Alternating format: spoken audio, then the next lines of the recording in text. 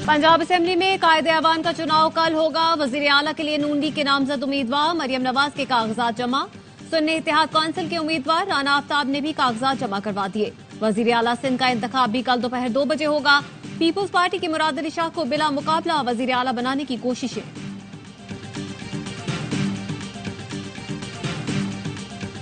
कौमी असेंबली का इजलास कब होगा? सदर आरिफ अलवी ने कौमी असेंबली इजलास बुलाने की समरी पर ताहाल दस्तखत न किए।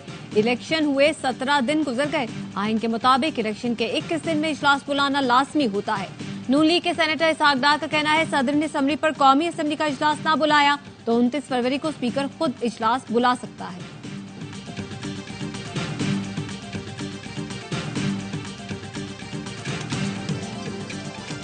और मुल्क भर में शब बारात अकीदत और एहतराम के साथ मनाई जा रही है। मसाजिद में इनफरादी और इज्तिमाई इबादत और नवाफिल की अदायगी, प्यारों की कब्रों पर हाजिरी का सिलसिला भी जारी।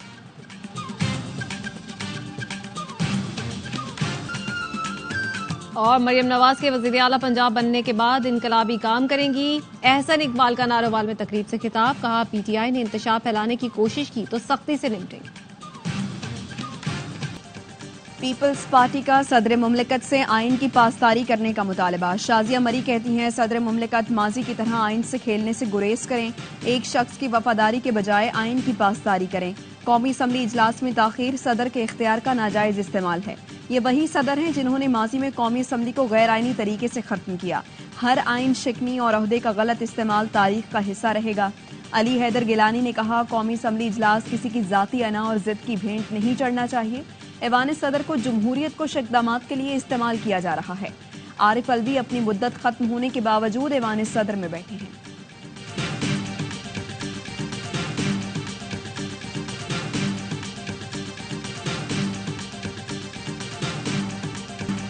उनतीस तारीख को शहबाज शरीफ वजीर आजम बनेंगे। रहनुमा मुस्लिम लीग नून अयाज सादिक कहते हैं कौमी असम्बली में हमारे नंबर 200 तक पहुंच जाएंगे। पीपल्स पार्टी, एमकेएम, काफ लीग और इस्तेहकाम पाकिस्तान पार्टी भी हमारे साथ होंगी। सबकी ख्वाहिश होगी पाकिस्तान के मफाद पर एक हो। कहा सियासी कैदी अच्छे नहीं लगते, हम किसी से बदला लेना नहीं चाहते। कोशिश करेंगे इल्जाम तराशी के बजाय पाकिस्तान की खातिर सबको जोड़े। साद अफीक बोले नफरत, झूठ और प्रोपेगेंडे का मुकाबला सिर्फ काम से किया जाएगा। धांधली का ऑडिट कराना है तो 2018 से कराना चाहिए।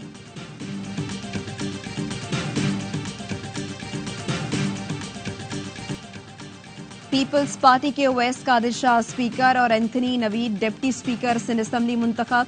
दोनों ने 111 वोट हासिल किए। स्पीकर के लिए एमकेएम की सोफिया सईद शाह को 36 और डिप्टी स्पीकर के उम्मीदवार राशिद खान को भी 36 वोट मिले। सुन्नी इत्तेहाद काउंसिल के 9 और जमात इस्लामी के 1 रुकन ने हल्फ उठा लिया। स्पीकर और डिप्टी स्पीकर के इलेक्शन का बायकॉट किया। ओवैस कादिर शाह ने कुर्सी संभालने के बाद ऑपोजिशन को दावत दी माजी में जो हुआ उसको भूल जाएं, आए मिलकर नई शुरुआत करें। हाउस के तमाम मेंबरान को साथ लेकर चलने का आज़म।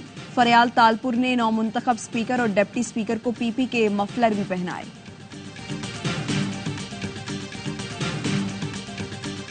बलोचिस्तान और खैबर पख्तूनख्वा असेंबली के इजलास बुध को होंगे। 9 मुंतखब अराकीन हल्फ उठाएंगे। पीटीआई की कमेटी ने खैबर पख्तूनख्वा में हुकूमत साजी के लिए मुशावरत मुकम्मल कर ली। जराए का कहना है सूबाई काबीना के लिए मुजव्वजा नाम मंजूरी के लिए बानी पीटीआई को भेजे जा रहे हैं। काबीना 15 से 20 अफराद तक महदूद रखने की तजवीज है। मुशीरों के लिए हारने वाले अराकीन को तरजीह दी जा रही है। जनरल नशिस्त पर मुंतखब सुरैया बीबी डिप्टी स्पीकर खैबर पख्तूनख्वा के लिए मजबूत उम्मीदवार है। बलोचिस्तान में हुकूमत साजी के लिए नून लीग ने पीपल्स पार्टी के साथ इत्तेहाद और पावर शेयरिंग के लिए एक कमेटी बना दी।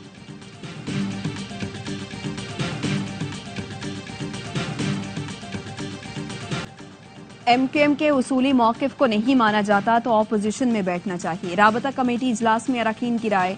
जराये के मुताबिक खालिद मकबूल सिद्दीकी की ज़ेरे क़यादत इजलास में नून लीग के साथ मुज़ाकरात पर बातचीत की गई।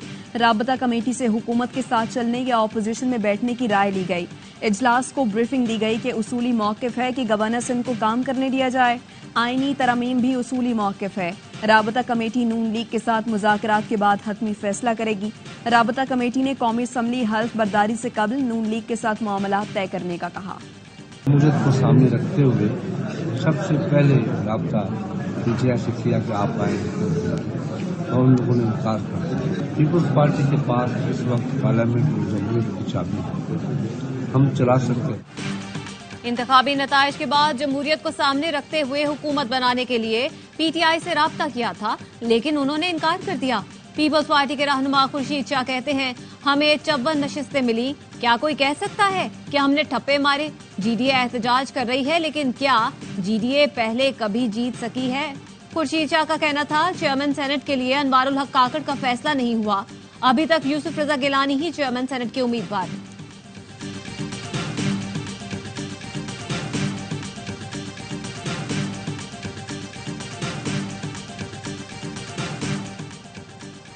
पाकिस्तान तहरीक इंसाफ के intra party election, barrister Gohar ने चेयरमैन के लिए कागजात नामजदगी जमा करा दिए। सेक्रेटरी जनरल के उम्मीदवार उमर अयूब होंगे। 15 रुकनी पैनल ने कागजात नामजदगी जमा कराए। कागजात नामजदगी जमा कराने का वक्त खत्म। पीटीआई के इंट्रा पार्टी इलेक्शन शेड्यूल के मुताबिक 3 मार्च को होंगे।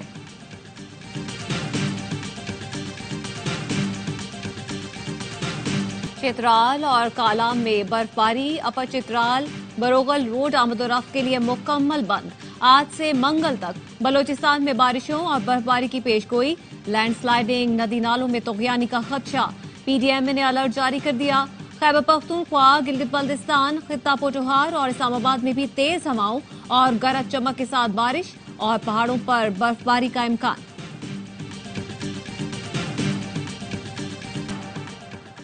सिंध हाईकोर्ट के वाज़े अहकामात के बावजूद मुल्क में सोशल मीडिया प्लेटफॉर्म एक्स की सर्विसेज बहाल नहीं की गईं। सिंध हाईकोर्ट ने चंद रोज पहले पीटीए को मुल्क भर में एक्स की सर्विसेज मुकम्मल बहाल करने का हुक्म दिया था। अदालत ने हुक्म दिया था एक्स की सर्विस बगैर किसी खलल और बंदिश के बहाल रखी जाए। 7वीं बैनुल-अक़वामी पाकिस्तान आर्मी टीम स्पिरिट मश्क, national counter terrorism centre Pabbi में इफ्तिताही तकरीब। डायरेक्टर जनरल मिलिट्री ट्रेनिंग ने 60 घंटे तवील मश्क का इफ्तिताह किया। तकरीब में फौजी मुबस्सरीन समेत 20 दोस्त ममालिक की शिरकत। आईएसपीआर ने बताया कि पाकिस्तान आर्मी टीम स्पिरिट मखसूस टास्क पर मुहित पेशा वराना फौजी मश्क है। हकीकी माहौल में चैलेंजिंग मश्क मुकम्मल किया जाता है। मुख्तलिफ हालात में फौरी फैसले किए जाते हैं। ये मुकाबले बाहमी ताउन के अलावा फौजी महारतों को बेहतर बनाने में मदद करेंगे। इजरायली बमबारी के साथ भूख भी गजा वालों की कातिल बन गई। शिमाली गजा में 2 माह का बच्चा गजा न मिलने से फौत हो गया। इमदाद न मिलने की वजह से खुराक का बहरान शदीद। इजराइल के हमले भी जारी। बैतुल हियाह में घर पर बमबारी से एक खानदान के 10 अफराद शहीद हो गए। खान यूनिस और रफाह पर बमबारी में 25 से ज्यादा फलस्तीनी शहीद। गजा के तकरीबन तमाम अस्पताल गैर फाल हो चुके हैं। मरीजों और जख्मियों के इलाज के लिए दवाइयां खत्म। गजा में शहादतों की मजमूई तादाद 29,700 हो चुकी है। गजा के लिए पाकिस्तान से इमदादी सामान की 7वीं खेप बजरिया बहरी जहाज रवाना। इमदादी सामान की खेप 300 टन जरूरी अशिया पर मुश्तमिल है। इमदादी सामान में दवाएं, कंबल, अशिया खुरोनोश और दीगर सामान शामिल। पाकिस्तान इससे कबल गजा के आवाम के लिए इमदादी सामान के 6 परवाजें भिजवा चुका है। पाकिस्तान मुश्किल की घड़ी में फलस्तीनियों की हिमायत और इमदाद का सिलसिला जारी रखेगा। मुल्तान सुल्तान्स ने कोयटा ग्लैडिएटर्स की फुतूहात को ब्रेक लगा दिया। होम ग्राउंड पर अपने आखिरी मैच में 13 रन से कामयाबी हासिल की। कोयटा की टीम 181 रन के ताकुब में 9 विकेट पर 167 रन तक महदूद रही। 3 विकेटें उड़ाने वाले Mohammad Ali player of the match करार। मैच के दौरान सर पर गेंद लगने से जख्मी सरफराज अहमद की रिपोर्ट्स क्लियर। वसीम जूनियर ने हैंड्रिक्स का कैच लेकर बॉल हुआ, हवा में उछाली, जो नीचे आते हुए सरफराज को लगी। सरफराज की जगह आखिरी ओवर में सजाद अली ने कीपिंग की। That's easy. And Mohamed Imran. Oh, lovely shot. Again, short. ये महारत रखते हैं इस शॉट में। पेशावर सलमी ने एचपीएल पीएसएल 9 का सबसे बड़ा टोटल बना दिया। लाहौर कलंदर्स को जीत के लिए 212 रन का हदफ दे दिया। साइम अयूब की 88 रन की शानदार इनिंग्स। पावेल ने तूफानी 46 रन बनाए। बाबर ने भी 48 रन का हिस्सा डाला। कलंदर्स के कप्तान शाहीन शाह अफरीदी की 3 विकेटें। हदफ के ताकुब में लाहौर की बैटिंग जारी। लाहौर कलंदर्स के हारिस रऊफ जख्मी होकर पीएसएल से बाहर।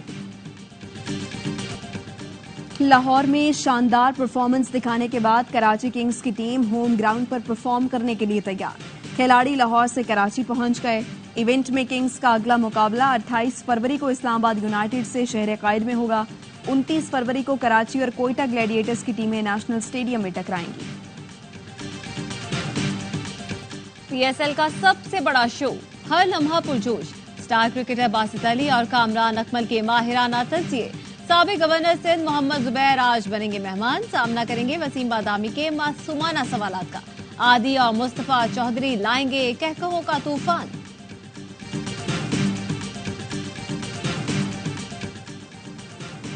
बलोचिस्तान में 7 रोजा इंसदादे पोलियो मुहिम कल से शुरू होगी। 26,55,000 से ज्यादा बच्चों को पोलियो से बचाव के कतरे पिलाए जाएंगे। कराची में डाकुओं ने एक और घर उजाड़ दिया। सऊदाबाद में लुटेरों ने मोटरसाइकिल छीनते हुए 24 साल के नबील से जिंदगी भी छीन ली। नबील की 1 साल पहले शादी हुई थी। 3 माह का बच्चा यतीम हो गया। जवान बेटे का जनाजा देखकर फालिजदा बाप गम से निढाल। रवा साल कराची में दौरान डकैती 27 जानें जा चुकी हैं। रावलपिंडी के थाना टेक्सिला के एएसआई का बुजुर्ग खातून से नारवा सलूक। इंक्वायरी मुकम्मल होने पर सीपीओ ने एएसआई इम्तियाज नासिर को बर्खास्त कर दिया।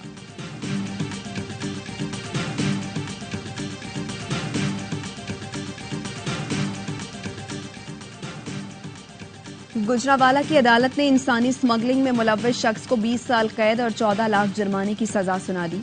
एफआईए के मुताबिक मुलजिम ने शहरी एहसन इकबाल को इटली भिजवाने के लिए 23 लाख रुपए लिए थे। एहसन इकबाल लीबिया कश्ती हादसे में जाँ बहक हो गया था। यूटिलिटी स्टोर्स कॉरपोरेशन ने मुख्तलिफ अशिया की कीमतों में कमी कर दी। मुख्तलिफ ब्रांड के घी और कुकिंग ऑयल की कीमत में 4 से 100 रुपए तक कमी। 800 ग्राम ब्रांडेड चाय की कीमत में 100 रुपए की कमी। आइंदा माह रमजान रिलीफ पैकेज का आगाज होगा, जिसके बाद अशिया की कीमतों में मजीद कमी होगी। रूसी टेनिस स्टार कारेन कतर ओपन टेनिस टूर्नामेंट के चैंपियन बन गए। फाइनल में जमहूरिया चेक के नौजवान खिलाड़ी मेंसिक को शिकस्त। कारेन ने 18 साल के हरीफ को 7-6 और 6-4 से जेर किया। ये उनके करियर का 6ठा एटीपी टूर टाइटल है। और जैन महमूद चोलिस्तान जीप रैली के फाते करार। मुकर्ररा फासला 3 घंटे 51 मिनट में तय किया। जाफर मक्सी ने दूसरी और साहबजादा सुल्तान ने तीसरी पोजीशन हासिल की। दिफाई चैंपियन फैसल शादी खेल पहले मरहले में गाड़ी खराब होने के बायस रेस से बाहर हो गए। खवातीन रेसर्स ने भी जीप रैली में हिस्सा लिया।